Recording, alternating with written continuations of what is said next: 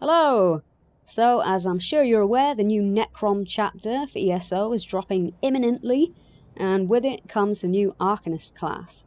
In this video I'm going to be going over all the class skills and passives and showing you what they look like. I'm on the PTS at the moment, so as always things can change before they go live, but I'm recording this only a couple of days before Necrom comes out on PC. So this is probably pretty close, if not exactly what we're going to see on the live server. I'll go over all the tooltips and do a demo of each skill and morph, but if there are any morphs I don't demonstrate, it's just because visually they look the same as the base skill. Alright, let's get into it. Okay, so here are our class skills. The Arcanist is similar to the Necromancer in that the skills are divided up pretty much into a damage skill line, a tanking skill line, and a healing skill line. So we'll take a look at our damage skill line first. Herald of the Tome. Rune Blades, so this costs magicka, cost determined by highest max resource.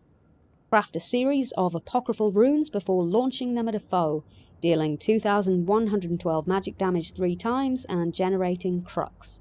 This ability deals 3% increased damage for each active crux when cast. So crux, you'll see when I do the visual demonstration, you get these little green glowy triangles that circle around you, and it's a similar kind of idea to the way that necromancers have some skills that generate corpses and other skills that consume corpses. So the Arcanist has crux. This skill generates crux, and the next one I'm going to show you consumes it. So this is a mechanic that you're going to want to take into account when you're figuring out your rotation.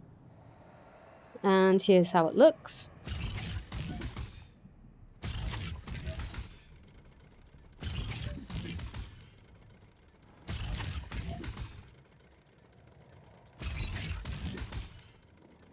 There you go, and you can see I've got my little crux floating around me there. And here are our morphs. We've got Writhing Rune Blades, again costing magicka. The new effect is we get increased crit chance for each active crux.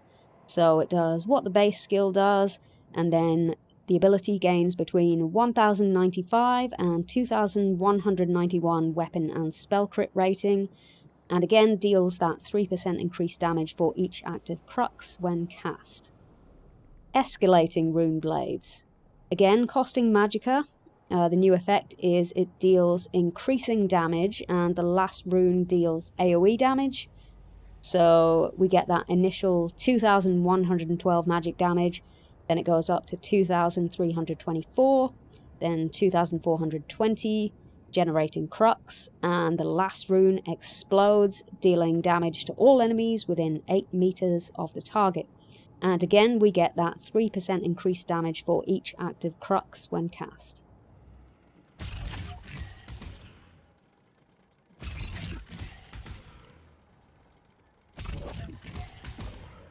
Fate Carver. So this costs magicka per second, cost determined by highest max resource. Harness pure knowledge into a beam of energy that scars the world in front of you. Channel the beam for up to 4 seconds, dealing 2,381 magic damage every 0.3 seconds. Casting Fate Carver consumes all crux and increases damage done by 33% per crux spent. So this is an example of one of those skills that consumes crux. So ideally you're going to want to make sure you've got as many crux as possible before you cast this in order to get the maximum damage. And here's how it looks. So I've got 3 crux at the minute. It's going to consume them. And you can move around or even walk while you're channeling it.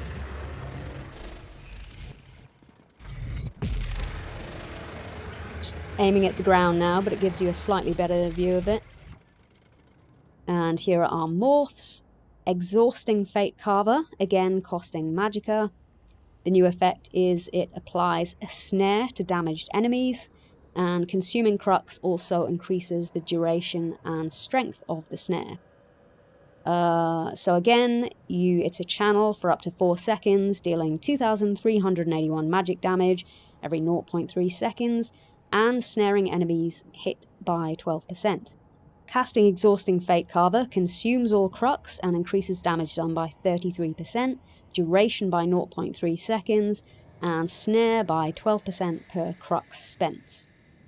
Pragmatic Fate Carver. So the new effect is you get a damage shield while you're channeling and immunity to interrupts while the shield is active. Consuming crux also reduces the cost. So again, we get that channeled beam for up to 4 seconds, dealing 2,381 magic damage every 0.3 seconds. While channeling, you also gain a damage shield that absorbs up to 9,416 damage and grants interrupt immunity. Casting Pragmatic Fate Carver consumes all crux and increases damage done by 33% and decreases the cost by 13% per crux spent.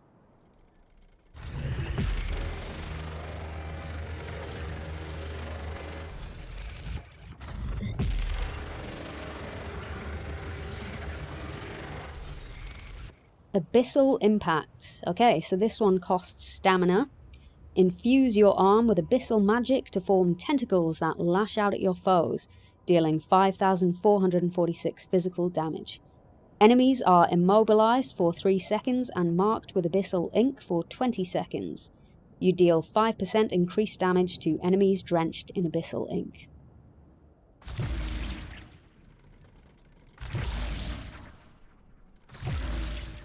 Tentacles look suitably slimy. And here are our morphs. We've got a tongue twister, Cephaliarch's flail? Am I saying that right? Who knows? Again, costing stamina, and the new effect is on cast, you heal yourself and generate crux. You deal increased damage to enemies below half health. So again, you've got the tentacles lashing out and dealing 5,446 physical damage. You heal yourself for 2,500 and generate crux. Enemies are immobilized for 3 seconds and marked with abyssal ink for 20 seconds. Deals up to 100% more damage to enemies with less than 50% health. And again, you deal 5% increased damage to enemies drenched in abyssal ink. Tentacular Dread. Okay, so this is a Magicka morph, and the new effect is converts into a Magicka ability and deals frost damage. Consume crux to increase the base damage and abyssal ink strength. So again, we lash out with our gross tentacles, dealing 5,567 frost damage. Enemies are immobilized for 3 seconds and marked with abyssal ink for 20 seconds. Again, we deal that 5% increased damage to enemies drenched in abyssal ink. Consume all crux and increase Tentacular Dread damage by 20% and damage to foes drenched in abyssal ink by 2% per crux spent.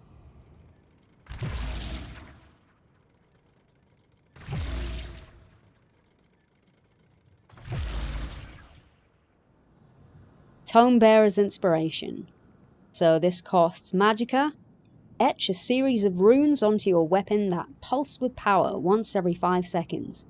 Each pulse enhances your class abilities, and striking an enemy with one deals an additional 3,521 magic damage and generates crux if you have none. While slotted on either ability bar, gain Major Brutality and Major Sorcery, increasing your weapon and spell damage by 20%. Got our glowy staff there.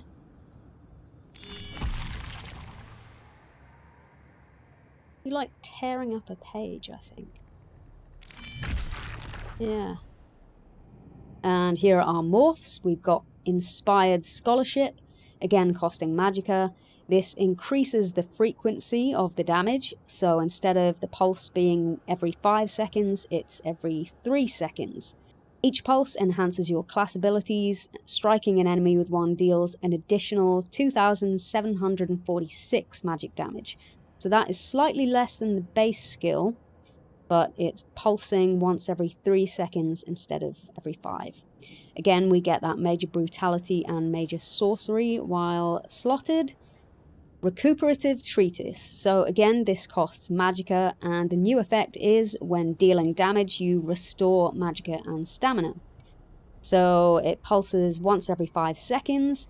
Each pulse enhances your class abilities, and striking an enemy with one deals an additional 3,522 magic damage, restores 510 magicka and stamina, and generates crux if you have none. And again, we get the Major Brutality and Major Sorcery when slotted. The Imperfect Ring, again costing magicka, cost determined by lowest max resource. Summon a flawed rune under an enemy that etches foes nearby with scrawled glyphs, dealing 13,321 magic damage over 20 seconds. An ally near the initial target can activate the Rune Break synergy, dealing 7,745 frost damage to enemies within 7 meters.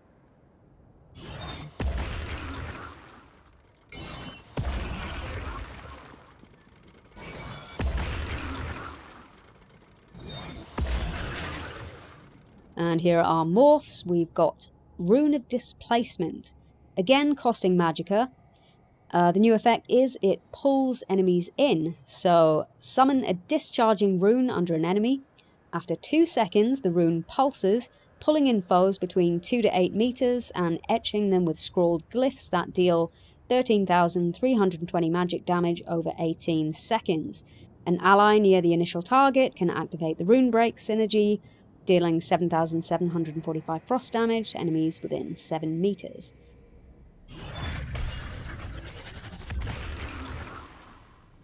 Fulminating Rune. So the new effect is it deals additional AoE damage after a delay, and up to 3 allies can activate the Rune Break synergy.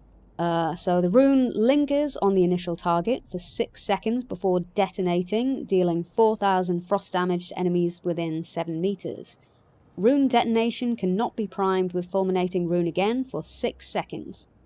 Up to 3 allies near the initial target can activate the Rune Break synergy, dealing 7,745 frost damage to enemies within 7 meters.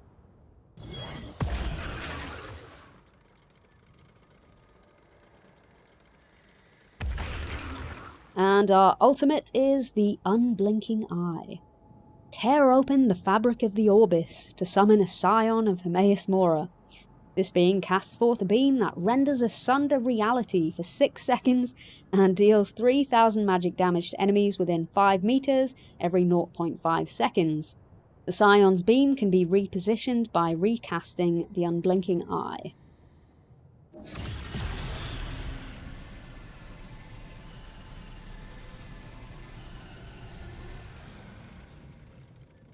And our morphs are the Tide King's Gaze. So the new effect is the Scion's beam automatically follows the initial target and hunts for a new one within 8 meters if it is slain.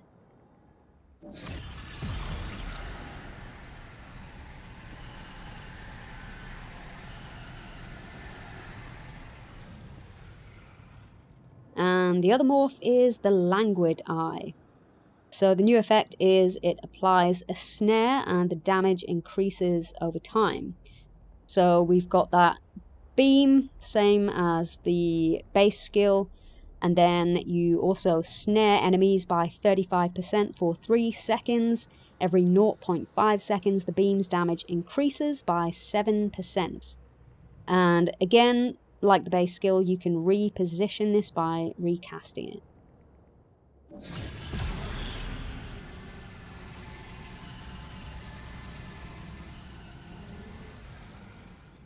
And let's have a look at our passives for this skill line. We've got Fated Fortune. Warp Fate when you generate or consume crux, increasing your critical damage and critical healing by 12% for 7 seconds. Harnessed Quintessence. You master the warp and weft of your very soul.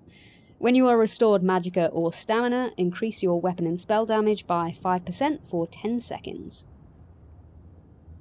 Psychic Lesion. With a Herald of the Tome ability slotted, your attacks wound the mind with heretical knowledge, increasing damage dealt by status effects by 15% and status effect chance by 75%. Splintered Secrets. What they don't know can kill them. Increase your physical and spell penetration by 991 per Herald of the Tome ability slotted. Okay, so now let's take a look at our tanking skill line. First up, we've got Runic Jolt. This costs Magicka. Craft a defensive apocryphal rune that deals 3,521 magic damage and applies minor maim for 15 seconds, reducing their damage done by 5%. The rune also taunts for 15 seconds if it would not cause taunt immunity and generates crux. While slotted, damage taken is reduced by 2% per active crux.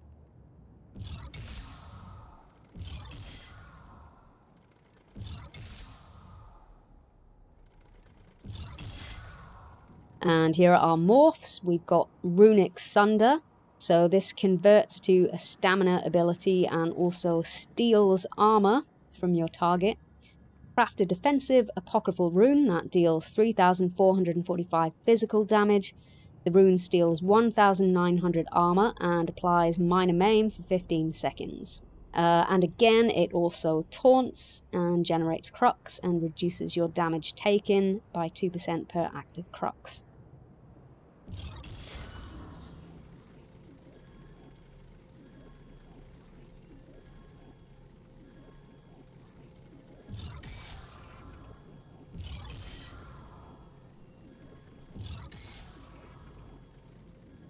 Runic Embrace. So this is the Magicka morph.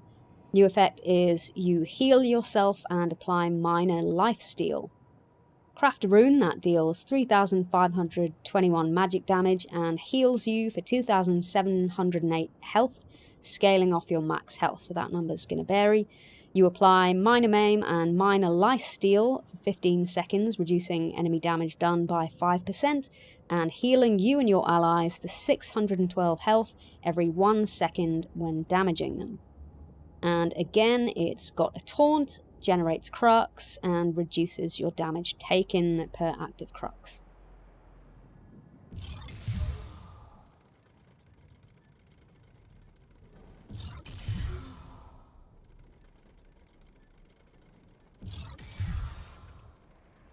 Runespite Ward.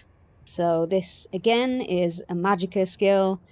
Like the Rune Knights of old, summon a shield that absorbs 7,710 damage for 6 seconds, scaling off your max health. The first time you take direct damage, the shield retaliates and deals 2,405 magic damage to the attacker, scaling off your armor. Consume crux to heal yourself for 2,621 health, scaling off your max health per crux spent.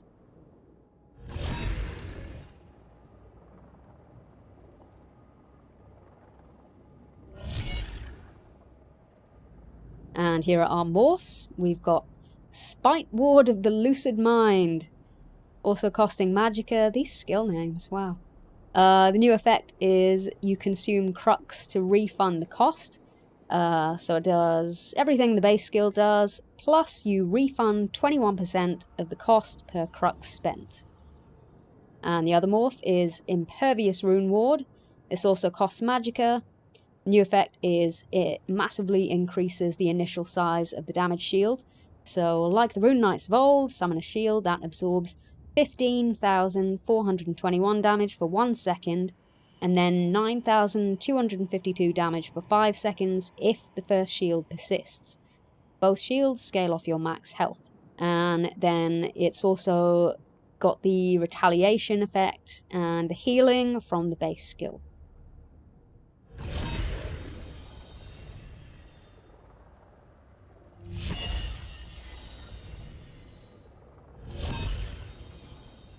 Fate Woven Armor. This also costs Magicka. Forge Defiant Runic Armor around you, granting Major Resolve for 20 seconds, increasing your armor by 5,948.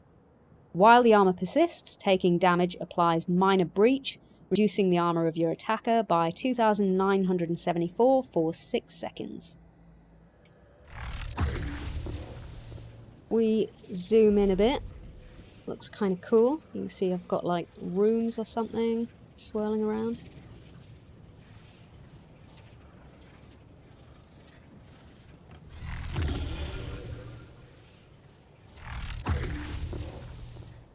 And here are our morphs. We've got Crux Weave Armor, costing Magicka.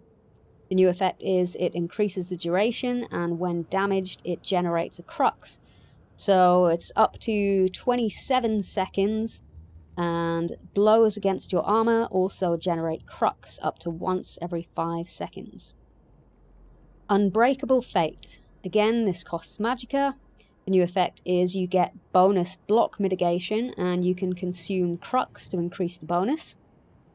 Forge Defiant Runic Armor around you, granting 5% block mitigation, and Major Resolve for 20 seconds, increasing your armor, blah blah blah. Consume Crux to gain 5% additional block mitigation per Crux spent, and again, while the armor persists, taking damage applies minor breach to your enemy.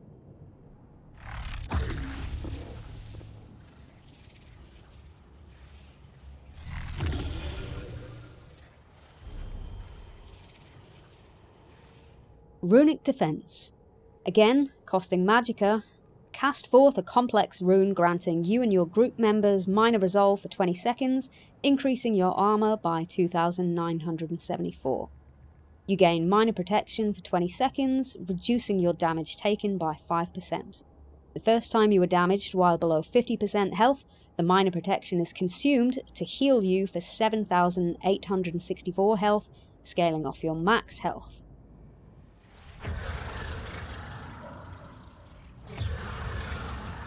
Pretty cool. Illuminati. And our morphs are Rune Guard of Still Waters, costing Magicka. The new effect is it immobilizes nearby enemies. So you get your Major Resolve for 20 seconds, then after 1 second, the spell weave immobilizes enemies within 7 meters for 2 seconds. And again, you get the minor protection for 20 seconds, and the first time you're damaged while below 50% health, you get that heal.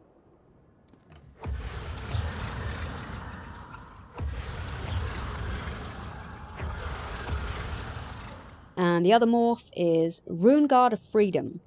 Again, this costs Magicka, and the new effect is also grants armor and crowd control immunity when the heal occurs. So the first time you're damaged while below 50% health, the minor protection is consumed to heal you for 7,864, scaling off your max health, as with the base skill. But then you also gain 2,700 armor and CC immunity for 6 seconds. This immunity can occur once every 30 seconds. Rune of Eldritch Horror. Again, this costs Magicka.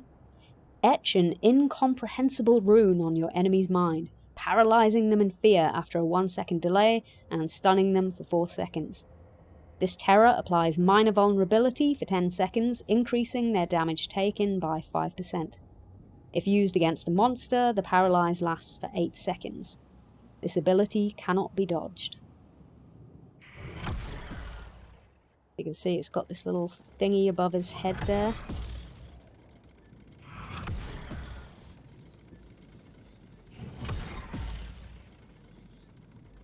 And our morphs for this one are Rune of Uncanny Adoration. Costs Magicka. The new effect is it charms the target and causes them to move towards you. Etch a blasphemous rune on your enemy's mind, charming them after a 1-second delay for 4 seconds. This eldritch attraction causes them to move toward the player and applies minor vulnerability for 10 seconds, increasing their damage taken by 5%. If used against a monster, the charm lasts for 8 seconds. This ability cannot be dodged.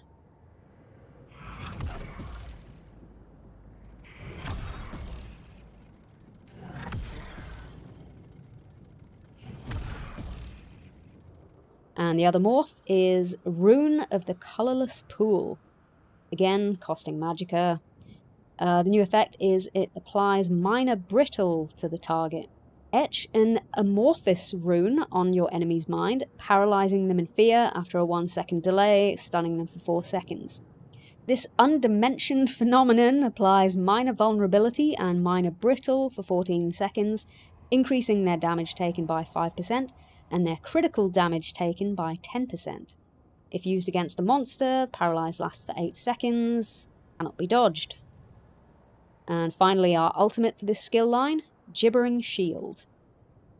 Gather the true strength of Apocrypha around you, forming protective tentacles and a damage shield that absorbs 60% of all damage for 10 seconds, up to a max of 50,977 damage, scaling off your max health.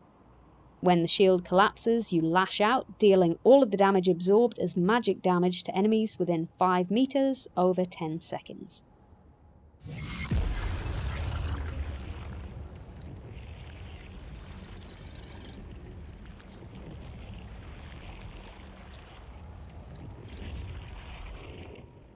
And the morphs for this one are Sanctum of the Abyssal Sea. So this morph increases the strength of the damage shield, so you can now absorb 58,625 damage, scaling off your max health.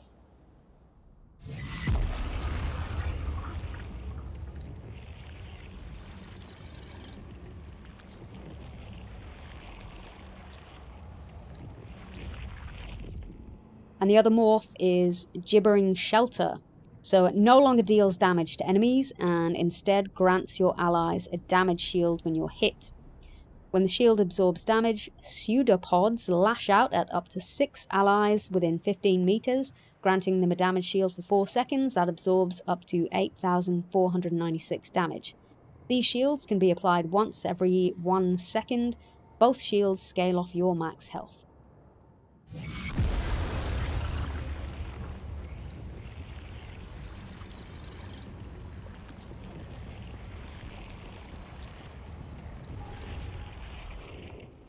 Okie dokie, let's take a look at our passives for this skill line. We've got Aegis of the Unseen. Form a secret soldier within your mind. A defense against arcane forces without. While a beneficial Soldier of Apocrypha ability is active on you, increase your armor by 1,980. Wellspring of the Abyss. Apocryphal knowledge bubbles up from the depths of your psyche, increasing your health, magicka, and stamina recovery by 129 for each Soldier of Apocrypha ability slotted. Circumvented Fate. Casting an Arcanist ability warps the weave of fate around you, granting you and your group members minor evasion for 20 seconds and reducing damage from AoE attacks by 10%. This effect can occur once every 5 seconds.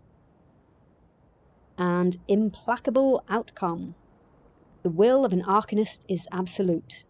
When you consume Crux, gain 4 ultimate. This effect can occur once every 8 seconds. And finally, let's take a look at our healing skill line. So first up, we've got Rune Mend. Cost determined by highest max resource. This costs magicka. Craft a series of precise apocryphal runes, then propel them at yourself or an ally in front of you. The runes heal for 2,995 health 3 times and generate Crux. Each active Crux reduces the cost of this ability by 3%.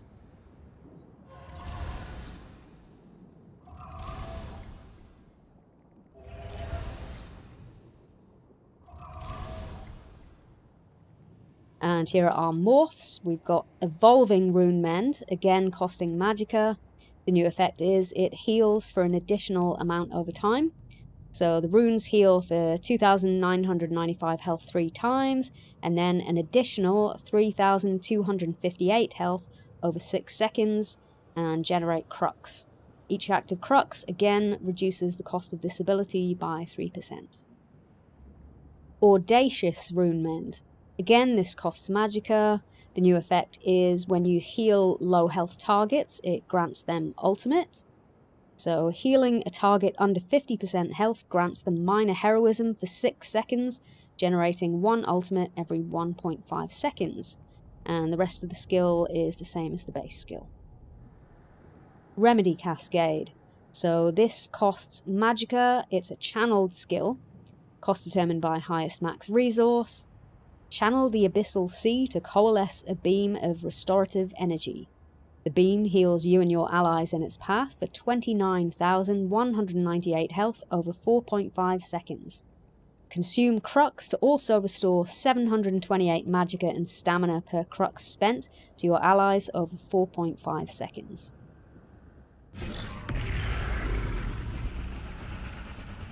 Can we move it around?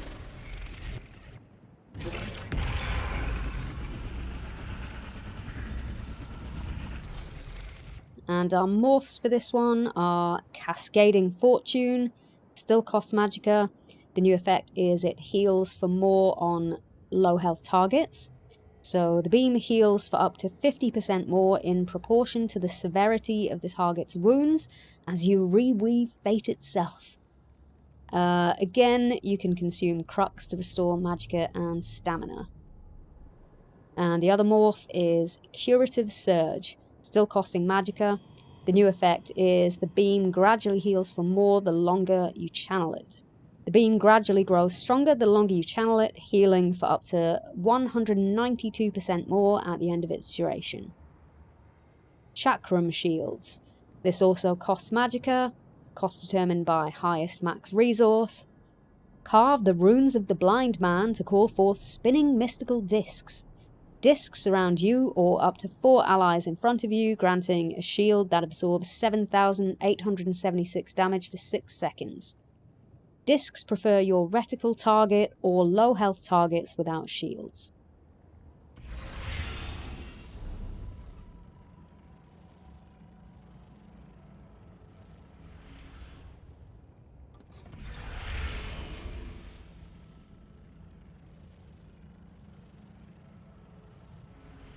And our morphs for this one are Chakram of Destiny, again costing magicka. The new effect is it creates a crux, and you can also recast the shield on a target to increase the strength of the shield. So recasting on a target already shielded grants a new shield that is 30% stronger.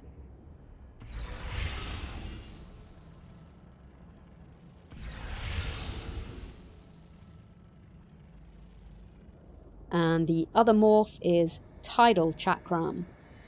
This again costs magicka. The new effect is you can consume Crux to heal based on the shield's strength. So consume Crux to cause the shields to heal for 33% of the shield's remaining strength every 1 second per Crux spent. Arcanist's Domain. This again costs magicka. Draw forth your tome and invoke the Vigoratum of Hermaeus Mora to conjure a vortex of eldritch power. Standing in this vortex grants you and your allies minor courage, minor fortitude, minor intellect, and minor endurance, increasing your weapon and spell damage by 215, and your health, magicka, and stamina recovery by 15%. It's a pretty big area.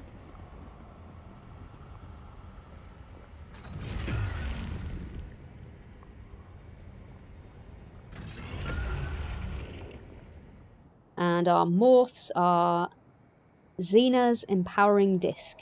Xena? Zena? Zena? I'm going with Xena, although it just makes me think of Xena, Warrior Princess. Anyway, I digress. This also costs magicka. The new effect is that the effects remain on you after you leave the area. So these effects cling to you and your allies for up to 7 seconds after leaving the vortex. And the other morph is Reconstructive Domain. The new effect is it heals you and your allies in the area over time. So you get all the buffs from the base skill, but the vortex also heals you and your allies for 11,594 health over 20 seconds.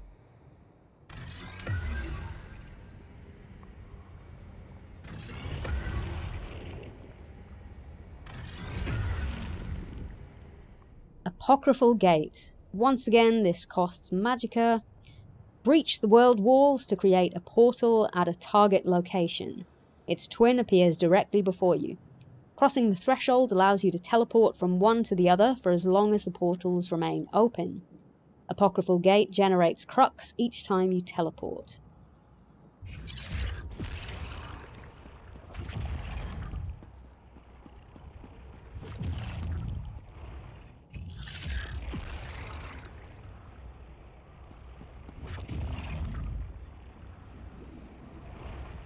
And our morphs are Fleet-Footed Gate. The new effect is it increases your movement speed after you teleport. So after teleporting, you gain Major Expedition for 4 seconds, increasing your movement speed by 30%.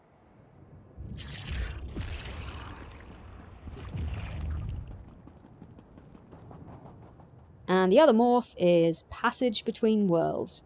So this one grants a synergy, allowing allies to use the portals. Allies standing within either portal can activate the passage synergy, allowing them to teleport to the opposite portal. And finally, our ultimate for this skill line is Vitalizing Glyphic. Summon an apocryphal glyphic which you and your allies can heal. The glyphic spawns at 30% health and grows stronger the more you heal it. The power within the glyphic grants up to 200 weapon and spell damage and heals you and your allies around it for up to 2,396 health every 1 second in proportion to its health. We've got a weird little glyph thing, and you want to be healing it.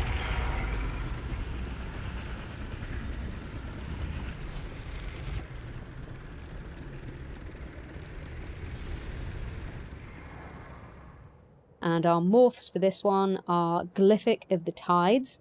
So the new effect is the Glyphic spawns at higher health and also grants additional damage reduction when fully powered. So the Glyphic spawns at 50% health and grows stronger the more you heal it. At full health, the Glyphic grants major protection, reducing damage taken by 10%. And the other morph is Resonating Glyphic. So the new effect is that you have to damage it instead of heal it. So the Glyphic spawns at 70% health and grows stronger the more you damage it. Once again, the Glyphic grants up to 200 weapon and spell damage and heals you and your allies around it for up to 2,396 health every 1 second in proportion to its health.